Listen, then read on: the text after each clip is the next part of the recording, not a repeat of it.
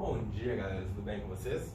Meu nome é Breno Pires e hoje vamos dar sequência ao estudo da Química Orgânica para a turma IMITA com o módulo C11 de isomeria. Bom, a isomeria ela vai contemplar tanto o módulo C11 quanto o módulo C12. Nessa introdução aqui eu vou explicar o que é isomeria, que vai pegar os dois módulos, e depois a gente vai para o módulo C11, que é a isomeria plana, ok? Bom, então por definição, dois compostos eles vão ser ditos isômeros quando eles são diferentes, mas eles possuem a mesma fórmula molecular. Então, por exemplo, se eu pego a fórmula molecular C2H6O, ela não nos indica nada de como é essa molécula. No entanto, com essa fórmula molecular, eu consigo montar duas estruturas diferentes. Eu consigo montar uma estrutura que é o CH3CH2OH e uma outra estrutura que é CH3OCH3. Essa molécula aqui, então, né, é o álcool, é o etanol, enquanto essa molécula daqui pertence à função éter, no caso, metoximetano. Bom, além disso, né, elas, apesar de terem as mesmas fórmulas moleculares, elas são moléculas completamente distintas. O álcool, por exemplo, possui uma temperatura de ebulição muito superior à do éter. O éter é gasoso na temperatura ambiente, enquanto o álcool aqui vai ter a temperatura de ebulição de aproximadamente 78, 79 graus Celsius. Ok? Bom, em termos da classificação, a gente pode dividir a isomeria em isomeria plana, né, que vai ser o módulo C11, e a isomeria espacial, que é o módulo C12. A isomeria plana, ela além de isomeria plana, pode ser chamada também de isomeria constitucional.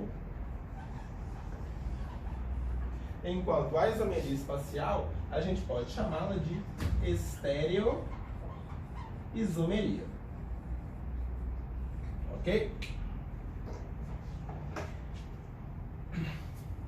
E essa isomeria plana daqui, né, ou isomeria constitucional, a gente pode dividi-la em 5 classes. Podemos falar de isomeria de função, isomeria de cadeia, posição, metameria ou ainda tautomeria.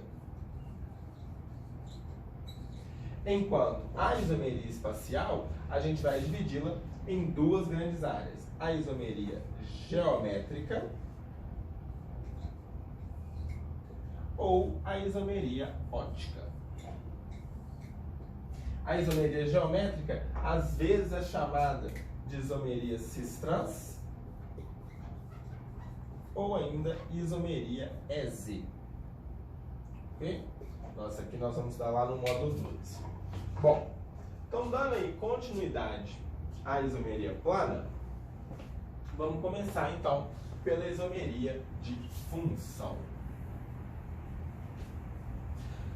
Como o próprio nome já nos diz, a isomeria de função ela está relacionada à função orgânica que existe nessa molécula. Ó.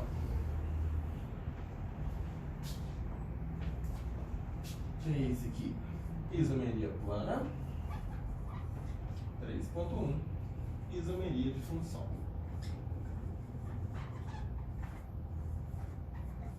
Então, a isomeria de função ocorre quando há uma mudança na função orgânica daquelas moléculas.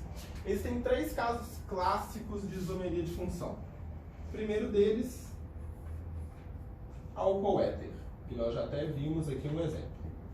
Então, né, se a gente pega, por exemplo, C3H8O, a gente pode ter o propan-1-ol ou ainda o metoxietano. O segundo caso de isomeria de função mais comum é o caso que ocorre entre cetonas e aldeídos. Pensando aqui na C4H8O, por exemplo, podemos ter a butanona e podemos ter também o butanal.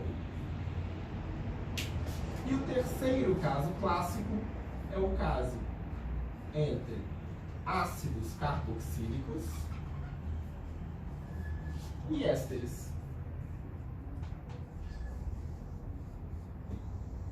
Então, continuando aqui, por exemplo, se a gente pegar C3H6O2, podemos ter o ácido propanóico, que é aquele caso ali, ou podemos ter ainda o etanoato de metila, que é aquele segundo caso.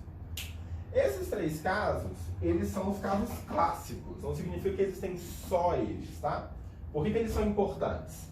Eles são importantes porque quando aparece alguma questão perguntando sobre isômeros, se já aparece lá, se te dá uma informação de que é um álcool, primeiro caso que você vai procurar de isomeria é um éter, ok? Isso ocorre, obviamente, pelaquela questão do IDH, né? Que a gente já discutiu, que está relacionado ao número de duplas ligações ou ciclos presentes, né? A gente pode ver que os álcoois, eles não necessariamente têm uma ligação dupla, assim como no éter também não existe.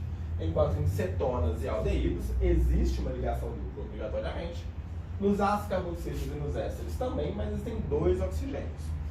Então tem que tomar muito cuidado, porque um ácido carboxílico ele pode ser isômero de uma molécula que tem a função aldeído e álcool, por exemplo, né? Porque o aldeído vai ter a dupla ligação e o álcool vai ter o outro oxigênio que o ácido carboxílico possui.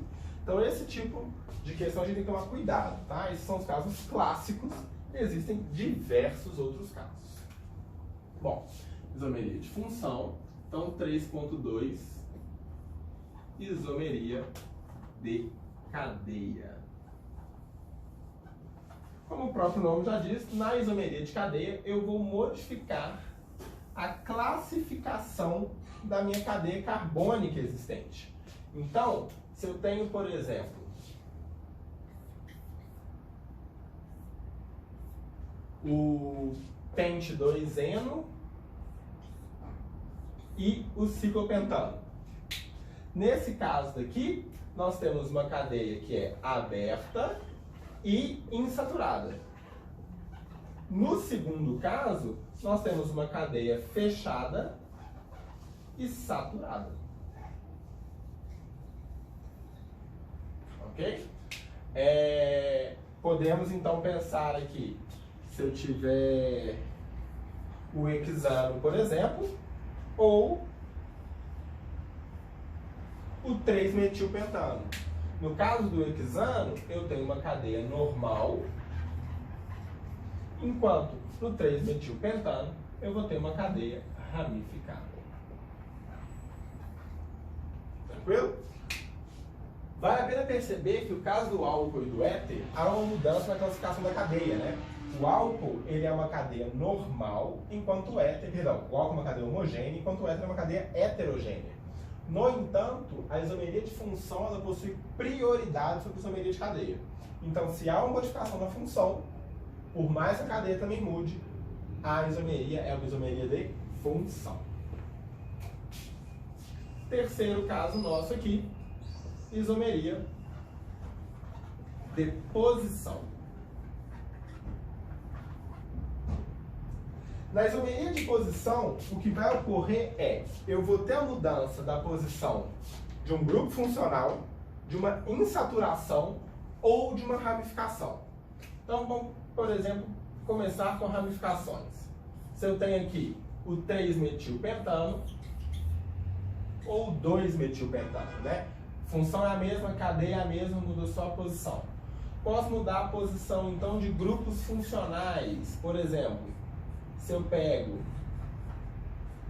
o 2-hidroxifenol, também chamado de catecol, e comparo ele com o 3-hidroxifenol, que é o chamado de resorcinol. Então, nesse caso daqui, a gente tem, né, o 1,3 de hidroxibenzene e aqui eu tenho o 1,2 de hidroxibenzene. Mudei o prefixo. E podemos mudar também, igual eu já comentei, a insaturação, né? Se eu tenho aqui o pente 1-eno e eu comparo ele com o pente 2-eno, por exemplo. Essas três classificações aqui de isomeria, igual comentei, elas podem, né, modificar mais de uma coisa. Só que elas seguem essa ordem de prioridade. Então, se a molécula muda tanta posição, tanta cadeia, tanta função, a gente classifica ela como isomeria de função.